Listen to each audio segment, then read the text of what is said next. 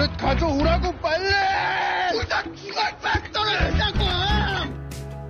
Hai Sobat Tokor, jumpa lagi di alur cerita film Strongest Deliverment. Sekarang kita sudah sampai di episode kedua. Di episode sebelumnya, Kang So berusaha keras mendapatkan mangkok-mangkok pengiriman. Bagaimana alur cerita film Strongest Deliverment selanjutnya? Langsung saja kita baperkan alur cerita filmnya.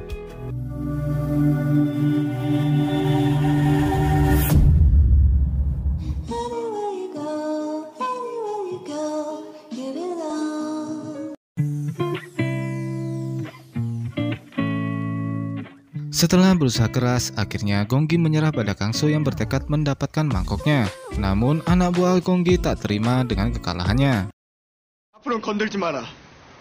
우리 동네에 미친놈이 하나 들어온 것 같다. Dengan bangga, Kang So membawa mangkok-mangkok ke kedai. Meski dengan sedikit luka di wajahnya, Dan Ah tetap mengejeknya. Begitu juga dengan Kang So yang mengejek Dan Ah. Kemudian datang seorang nenek pemilik restoran Hanyang yang membawakan makanan untuk mereka. Sembari makan, mereka membicarakan restoran Jung yang membeli kompleks pemperbelanjaan di daerah mereka.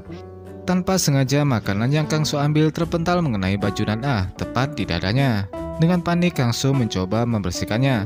Refleks Dan Ah langsung mempelintir tangannya. Belum lagi Son Ai memanasi Dan Ah dan membuat Kang So terjatuh kesakitan. 이상한 눈빛이 좀 있었어. 제껴.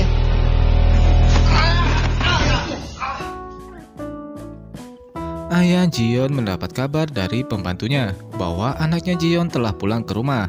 Namun Jiyeon pulang ke rumah hanya untuk mengambil pakaian dan barang-barangnya. Malam hari telah tiba. Kang So dikagetkan dengan barang milik Yojin yang berada di kamarnya. Yojin mengatakan bahwa dia sudah mendapatkan pekerjaan dan untuk sementara akan tinggal di tempat Kang So. Kang So yang masih mengira Yojin anak sekolah memintanya untuk pergi kembali ke rumahnya. Yojin dengan menangis mengemas barang-barangnya.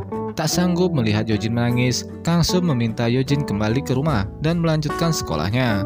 Tak tahan mendengar Kang So yang menganggapnya masih anak kecil, Yojin memperlihatkan KTP-nya. Setelah mengetahui Yojin berumur 23 tahun, Yojin menjelaskan bahwa selama hidupnya ia selalu diatur dan dikekang oleh ibunya.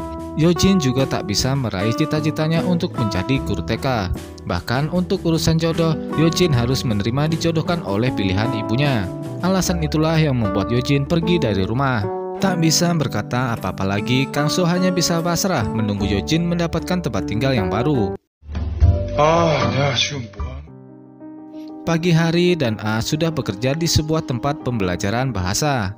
Di sana Dan Ah bekerja secara sukarela agar mendapatkan les bahasa secara gratis karena impiannya adalah meninggalkan Korea.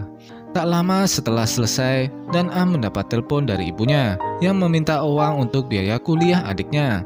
Tentu Dan Ah menolak memberikan uangnya karena dia sudah merencanakan impiannya dan uangnya untuk pergi meninggalkan Korea. Tak habis akal, ibu terus mengancam Dan Ah dengan alasan ibu akan menjual ginjalnya. Setelah kelas telah usai, kini Dan Ah harus berhadapan dengan pemilik rumah yang meminta sewa rumah dinaikkan. Meskipun protes, pemilik rumah tidak peduli dan tetap menaikkan uang sewa rumah. Dengan berat hati, Dan Ah kembali menghitung hari kepergiannya, meninggalkan Korea dalam 200 hari. Ini adalah hari pertama Yojin bekerja sebagai barista. Sialnya dia malah bertemu dengan Jin Kyu. Ternyata Jin Kyu mengingat Yojin sebagai seorang yang menginjak mobilnya. Yojin yang terkejut berusaha mengelak. Namun Jin Kyu tetap yakin dialah yang menginjak mobilnya. Dengan cemas Yojin memohon maaf kepada Jin Kyu. Namun Jin Kyu muak mendengar Yojin yang terus meminta maaf. 멀미나게 해드려서 죄송합니다. Sementara Dan Ah telah sampai di kedai. Ketika dia pergi ke lantai atas mengambil obeng, Dan Ah mencurigai kamar Kang So.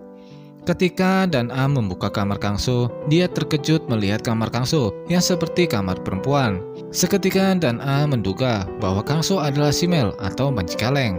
Tak terima dengan situasi itu, Dan Ah bermaksud memecatnya. Namun dia kembali merenungkan niatnya. Kembali ke kafe, Jin Kyu kembali dibuat kesal saat meminum kopi. Ternyata anting milik Yojin masuk ke dalam kopinya. Jin Kyu langsung memanggil Yojin dan memarahinya. Yojin berusaha meminta maaf, namun pada saat itu sang manajer datang. Jin-kyu langsung menjelaskan permasalahan tentang antingnya. Namun ternyata dengan waktu bersamaan, Yojin dengan cepat mengambil antingnya dan memakainya. Jin-kyu yang merasa kesal karena dipermainkan Yojin, dia pun membentak Yojin dan meminta pengakuannya. Kemarahan Jin-kyu menarik perhatian para pengunjung kafe.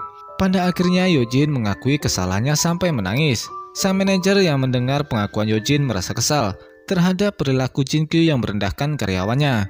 Manajer juga meminta Jin-kyu pergi karena membuat keributan. Masih tak terima, Jin-kyu kembali memarahi Yojin. Yojin dengan ketakutan berlutut meminta maaf. Dan hal itu membuat semua pengunjung merekam tindakan Jin-kyu yang kasar. Dengan kesal dan malu, Jin-kyu pergi meninggalkan kafe tersebut. 야, 재밌었다. 너 내가 기억했어. 또 보자. 또 봐. 내가 하는 거야. Di sebuah restoran, ibu Jin-kyu dan Yojin membuat kesepakatan untuk menjodohkan anak mereka. Namun, ibu Yojin sedikit ragu dengan Jin-kyu.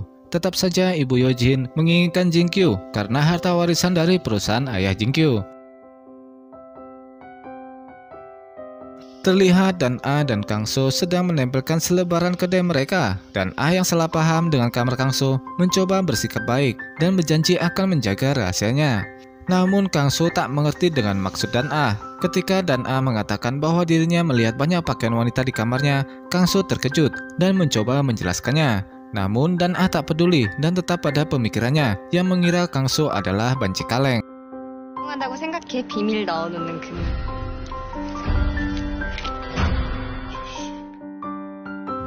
Saat Dan-a pulang ke rumah, dalam perjalanan dia dikejutkan dengan kemunculan Dong-gi yang menunggunya. Ternyata Dong-gi menyukai Dan-a dan bermaksud menyatakan cinta padanya. Namun Dan-a menolak dan menduga bahwa yang selama ini mencuri pakaian dalam miliknya adalah Gong-gi.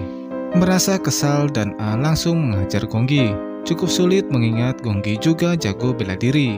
Hingga akhirnya Gong-gi harus menerima kekalahannya. Karena lagi-lagi Dan-a menendang titit. 수련을 오래 하신 것 같습니다. 너 같은 변태 새끼 때려주려고요.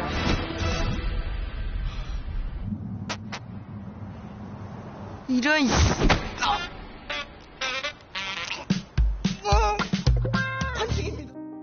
Kini Yojin sangat bangga karena hari ini dia bisa mendapatkan gaji pertamanya. Walaupun tak sebanyak harga outfitnya. Ketika itu Jin-kyu sengaja menghampirinya karena masih kesal dengan perbuatannya di kafe. Yojin yang terkejut berusaha melarikan diri. Beruntung datanglah Kang-so yang menghentikan Jin-kyu. Tentu saja Kang-so dan Jin-kyu sama-sama kesal karena sebelumnya mereka pernah bertemu. Yojin juga berusaha meminta maaf dan menjelaskan semuanya. Meski masih merasa kesal, Jin-kyu meninggalkan mereka dengan meledek hubungan mereka. Merasa sudah aman, Kang-so meninggalkan Yojin pergi menemui kedua sahabatnya. Dan ternyata Hyun-so adalah cucu dari kedai Hanyang. Setelah memperbaiki sepeda, mereka berbincang di minimarket. Dan ternyata Hyun-so kabur dari rumah karena tak tahan dengan omelan ibunya. Kang-so yang selama ini dibuang oleh ibunya merasa marah dengan perkataan Hyun-so. Kang-so pun meminta Hyun-so untuk menemui ibunya. Saat dalam perjalanan, sudah jelas terlihat rambu lalu lintas akan berwarna merah. Namun, Hyun-so tak peduli dan melaju kencang. Tak bisa dihindari, Hyun-so mengalami kecelakaan. Dalam perjalanan, sopir taksi tak bisa lewat jalan menuju rumah sakit karena Jin-kyu dan teman-temannya telah memblokir jalan untuk balapan. Sementara kondisi Hyun-so semakin memburuk.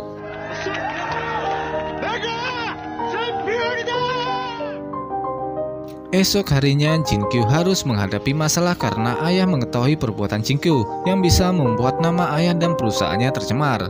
Ayah juga memukuli Jin-kyu dan mengusirnya dari keluarganya. Di kafe Yojin ada Dan-a dan adiknya. Sang adik menemui Dan-a untuk meminta pertolongan perihal masalah biaya kuliahnya. Dan-a tak mau mendengarkan dan tak mau menolong adiknya. Bahkan Dan-a memutuskan untuk tidak lagi berurusan dengan adik dan keluarga. Sementara Kang-so baru menerima kabar bahwa Hyun-so mengalami kecelakaan dan dalam kondisi koma tak sadarkan diri. Kang-so yang khawatir langsung menuju ke rumah sakit. Pagi buta telah tiba. Seperti biasa, Dan-a memulai paginya dengan menuju ke tempat kursus bahasa untuk bersih-bersih demi mendapatkan kelas gratis. Namun dalam perjalanan, Dan-a melihat Jin-kyu yang berusaha bunuh diri dalam kondisi mabuk. dan Ah mencoba menghentikannya. Namun karena Jin-kyu mabuk, ia pun terpleset dan membuat mereka berdua jatuh ke laut.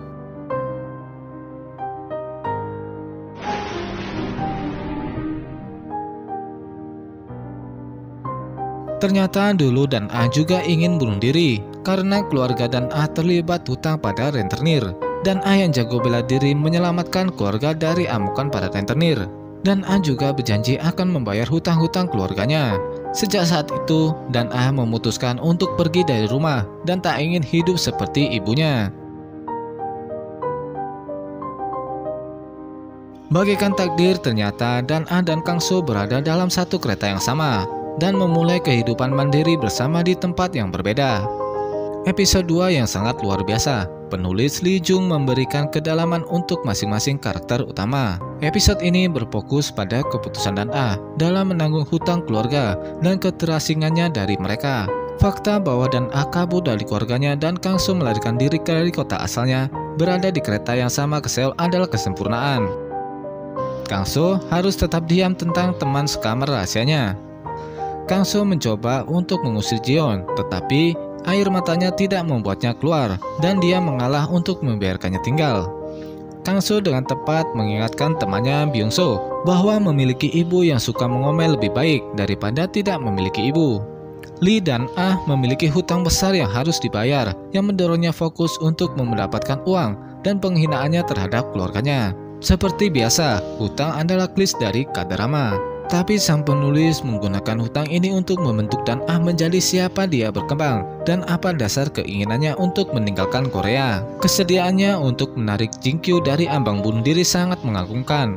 Kilas balik bahwa dia juga telah berdiri di jembatan itu siap untuk melompat, menjelaskan penolakannya yang keras untuk membiarkan Jin-kyu melompat. Jiyeon bukanlah gadis kaya yang hampa. Dia pandai menggunakan air mata dan memohon untuk mendapatkan apa yang dia butuhkan. Dia bukan gadis kaya yang manja, dia gadis kaya yang baik, yang ingin hidup mandiri. Jin-kyu mungkin anak kedua yang kaya dan manja, tapi dia juga punya beban. Beban di mana dia tidak memiliki kemampuan berpikir bagaimana cara menjalankan bisnis orang tuanya. Sakit hati bertambah ketika sang ayah memukulinya dan mengusirnya. Lalu apa pendapat kalian di episode kedua ini? Dan mana karakter yang kalian suka? Tulis di kolom komentar. Sampai jumpa lagi di episode selanjutnya. Dan terima kasih.